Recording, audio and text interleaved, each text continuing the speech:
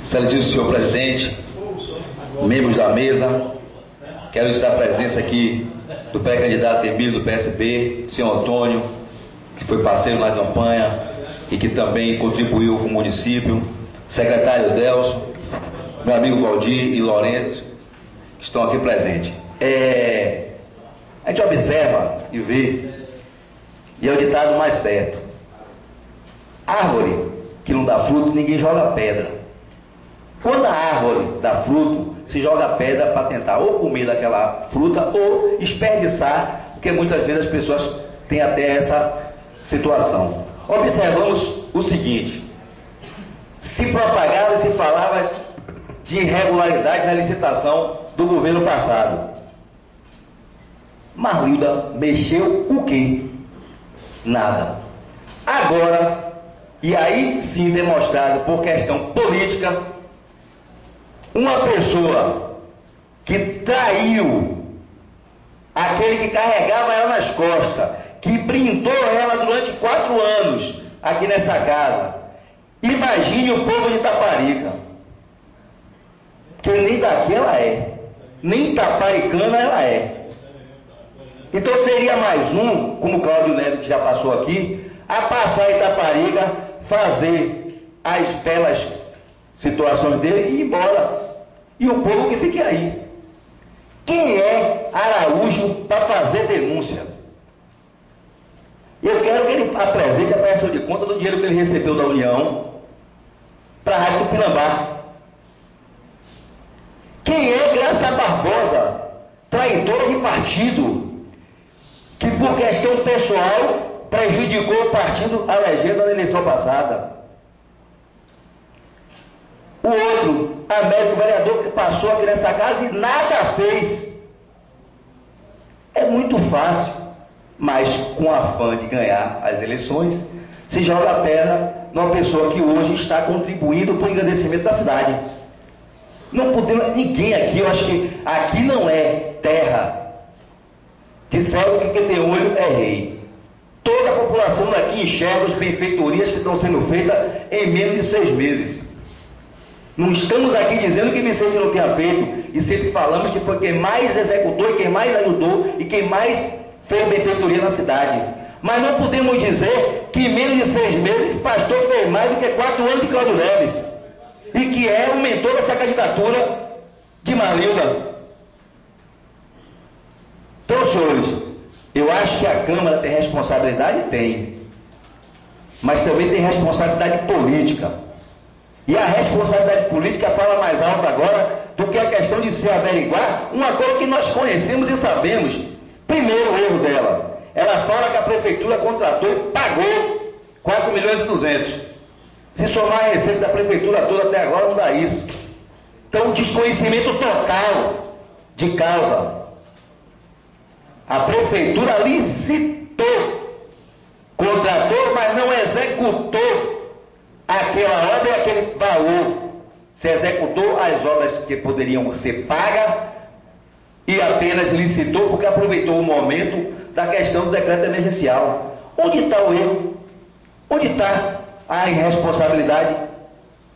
Irresponsabilidade seria assim do prefeito não ter decretado moratória, que aqui eu acho até que o ex-controlador da gestão passada vai concordar comigo, que várias obras que a Secretaria de Obras contratava e ela paga 2 ou 3 vezes, conforme até o companheiro que sempre está aqui filmando, Leandro, divulgou no seu blog.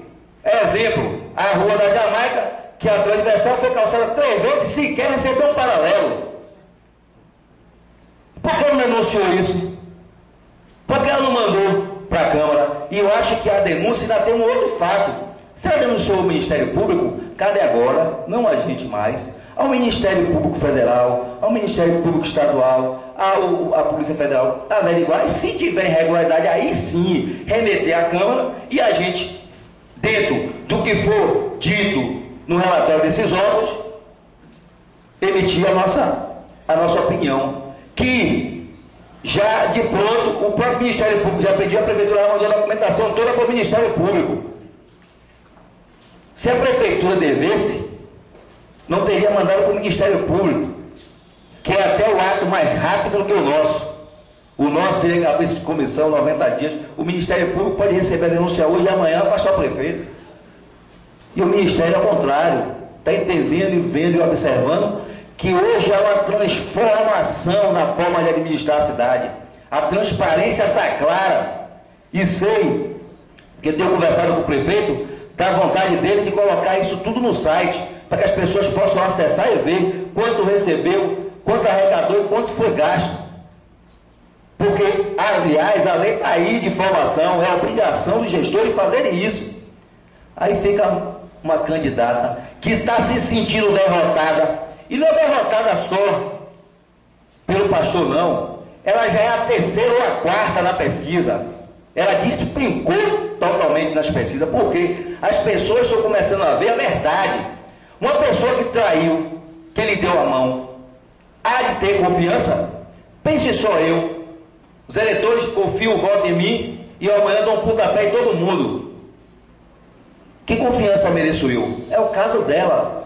Ela foi levada pela mão, brindada por Cláudio na gestão passada, e o vereador Nico sabe disso aqui. CPI a gente entrava, se barrava a CPI, se fazia, porque a CPI de Marília não é da agora não, já se vem buscando, tentando fazer a CPI sempre emperrando, mas dessa vez não é o vereador João, não é o vereador Nixon, não é nenhum dos vereadores que está dizendo que a denúncia, que a irregularidade foi cometida, que é possível irregularidade, não, é irregularidade, é desvio, e que apenas precisa a Câmara tomar atitude para que ela tenha, inclusive, um processo de política administrativa, podendo até ficar inelegível. Porque o dela é um desvio comprovado de quase R$600 mil do Fundeb. E que a prefeitura está prejudicada com isso, porque vai ter que devolver esse dinheiro para o Fundeb. Pense uma prefeitura que não tem recurso, tem que devolver dos cofres municipais, das receitas próprias, para o Fundeb, uma coisa que não foi aplicada no município.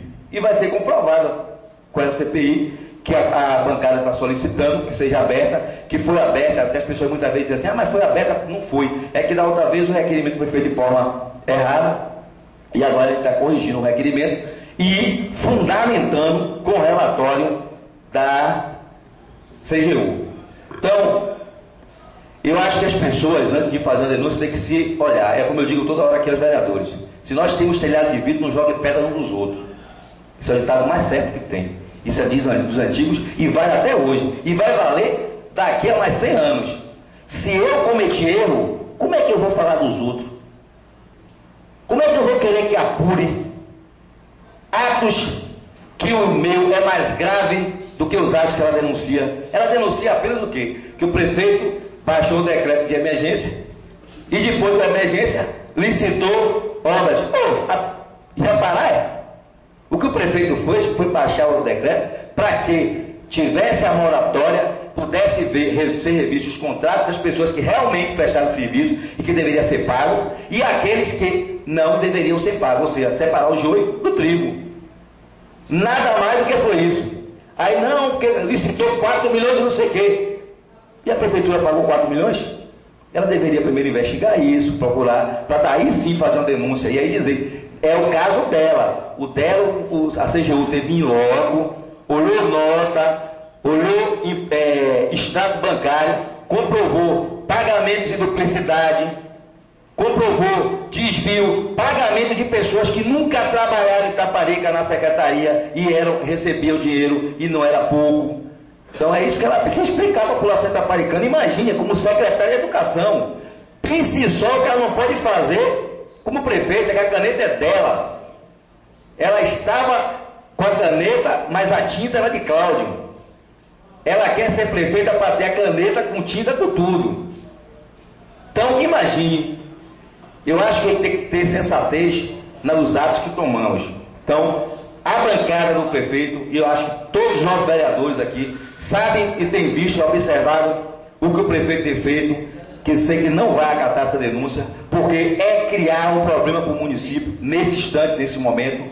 Não vai criar nenhum fato político, porque o povo está vendo aí a situação, como é que está andando a cidade, de que forma está a cidade crescendo, e a gente não vai deixar essa situação se procelar. Você vê, no anexo 15 da denúncia, ela fala da questão do FPM, ICMS e PVA, que teve um incremento de 14%. Se vai observar, o incremento vai ser do ano, de janeiro a dezembro, diferente de 2011. Mas se ela observar, houve queda, e isso é constante, normal. Janeiro sobe, aí fevereiro, março, abril, depois começa a ter uma curva. Isso é normal no FPM, porque é a arrecadação de impostos. Depois, quando o governo começa a pagar a restituição de imposto de renda, começa a ter declínio de arrecadação. E isso também surte no bolso das prefeituras, não só da Taparica, como das prefeituras. Agora, ela devia observar, ela devia ter mandado aqui, era uma cartazinha, dizer assim, não, até por ser da educação, a educação voltou a funcionar direito, né? Que infelizmente a gente vai ter que falar até da secretária passada, que também está no relatório da CGU, aí vai dizer que foi Vicente, não, é como eu sempre dizia aqui, Vicente muitas vezes não sabia nem o que estava acontecendo, a secretária também tem problema no Fundeb, que a prefeitura vai ter que devolver. Agora, imagine o prefeito ficar só arrecadando e devolvendo. Arrecadando e devolvendo. Não faz mais nada na cidade. Isso é que ela devia observar. O mal que ela fez à cidade não é só a educação, não. O mal que ela está fazendo à cidade como todo. Porque prejudica a cidade toda. Não só a educação, é a cidade toda. E o prefeito, ao contrário, tem buscado, o prefeito agora conseguiu ambulância, e com grande sacrifício para tirar a inadimplência, por causa da questão das certidões. Agora está tentando conseguir outra, uma odontológica, reformou os postos. Pode não ser a maravilha que se pensa, mas é o que se pode. A gente tem a casa que pode, não a casa que quer. A prefeitura tem buscado, tem feito esforço para que as coisas funcionem.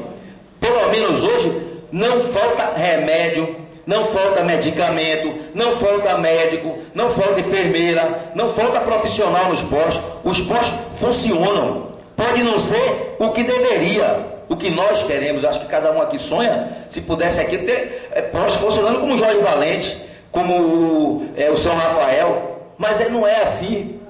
Não é assim. O Estado está aqui, esse hospital, imagine quanto o Estado gasta com esse hospital na terceirização e quase que não funciona. Mas é o hospital que nós temos. Pior sem ele. É a mesma coisa dos postos. Antigamente tinha problema, não tinha medicação, faltava carro, faltava isso, faltava... Então, hoje não. Aí agora vem uma pessoa que está com um processo político perdido, nem grupo tem, né? Nem grupo tem, não tem um grupo político formado, de opinião. Por que não contribui? Eu acho graça. Eu perdi a eleição, já perdi a eleição. Ao invés de eu ficar criticando na rua o vereador, eu contribuía com o vereador. Eu procurava, Aguinaldo era vereador e sabia, vereador, olha, tem um projeto aqui, vou lhe dar para você ver se você consegue colocar em pauta. É isso, eu tenho que contribuir com a minha cidade, mesmo dando fora, não é ficar só jogando pé, dizer, vereador nenhum presta, prefeito nenhum presta. Nós temos que tentar contribuir, sabe por quê? Independente de eu estar aqui, amanhã eu posso estar lá, mas eu tenho que estar lá pensando na cidade. Eu só penso na cidade porque eu estou aqui, agora porque eu perdi não penso mais. Quanto pior, melhor. Eu tenho que contribuir para a minha cidade. E ela deveria fazer isso ao contrário. O que deveria ser feito, inclusive, presidente, e na comissão, se eu for participar, eu vou invocar uma situação que ela está usando o carro da prefeitura de Veracruz, que é outro crime, inclusive crime do prefeito de lá, usando recursos de Veracruz e Taparica, que eu vou encaminhar isso para a Câmara de lá, apurar. Ela hoje faz campanha com recursos de Veracruz, ou seja, a Câmara de lá tem que tomar uma posição, ou seja, tira dinheiro de Veracruz para investir na candidatura, né? Então, é isso que ela deveria observar. Se ela é tão, como é que é, direita, tão correta, ela deveria chegar ao prefeito quando ela sair do carro e entregar o carro. Procure ver se o carro que ela anda não é da prefeitura de Veracruz. Então, que condições moral ela tem de propor qualquer ação nessa casa? Ou, se pior, de falar de qualquer vereador desse aqui. Se ela comete atos piores do que o nosso, pior do que o do prefeito. Então, espero que os vereadores não aceitem a denúncia, porque eu acho que é uma denúncia infundada e, aliás, não é nem a questão de ser infundada. É uma coisa que a gente já sabe que não existe irregularidade. Porque se houvesse indício, eu até conversei com o prefeito. Prefeito, vamos olhar o que fala a denúncia? Bora, olhamos. Se na denúncia tivesse alguma coisa que realmente fosse indício de irregularidade, eu disse, prefeito, se tiver, a gente vai ter que apurar. Eu acho que é apurar até para mostrar que cometeu ou se não cometeu. Mas não é. Os atos, todos os atos são lícitos. Decreto de emergência, o prefeito tem, a Câmara, o único que poderia revogar o ato era a Câmara, não revogou. Então, se é erro do prefeito do decreto de emergência, a Câmara 9 foram omissos. E não foi isso. Porque os 9 entenderam que o decreto naquele momento era importante. A dispensação está lá na 866. Está lá na lei dizendo que na 866, se o prefeito decretar estado de emergência, pode dispensar a licitação, fazer contrato e fazer as obras emergenciais ou aquelas obras necessárias para que a cidade funcione. Então, foi o que o prefeito fez.